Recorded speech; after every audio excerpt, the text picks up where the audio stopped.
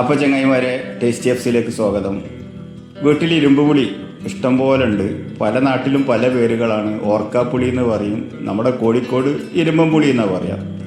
അപ്പോൾ ഇരുമ്പമ്പുളി വെച്ചിട്ട് പാത്രങ്ങളുടെ കറ പോക്കുന്ന ഒരു ലായനി ഉണ്ടാക്കുന്നതാണ് ഞാൻ ഇന്ന് ഈ വീഡിയോയിലൂടെ കാണിക്കുന്നത്.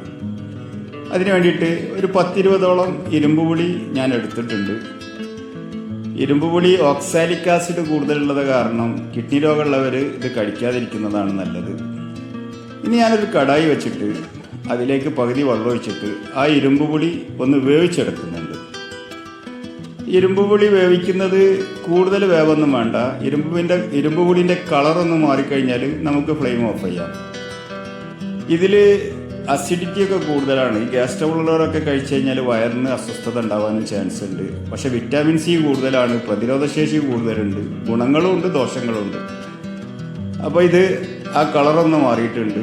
അപ്പോൾ ഫ്ലെയിം ഓഫ് ചെയ്തിട്ട് നമുക്ക് എന്താക്കാം, അതൊന്ന് ചൂടാറി കഴിഞ്ഞാൽ ഒരു ജ്യൂസ് ജാറിലേക്ക് ഇട്ടിട്ട് ഇതൊന്ന് അരച്ചെടുക്കണം.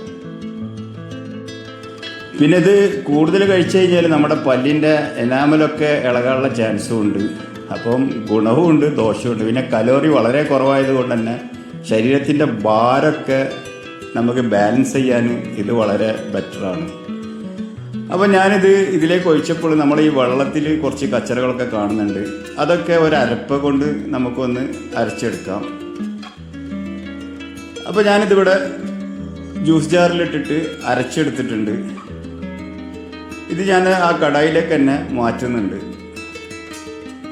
ഇനി നമുക്കിതിലേക്ക് ഒരു 2 ചെറിയ വിമ്മിൻ്റെ കഷ്ണം, ഒരു പീസ് അതെടുത്തിട്ട് ചേർത്തിട്ട് ഒന്നും കൂടി അരച്ചെടുക്കണം. വിമ്മ് ചേർക്കുന്ന പറഞ്ഞു കഴിഞ്ഞാൽ ഇത് നമ്മൾ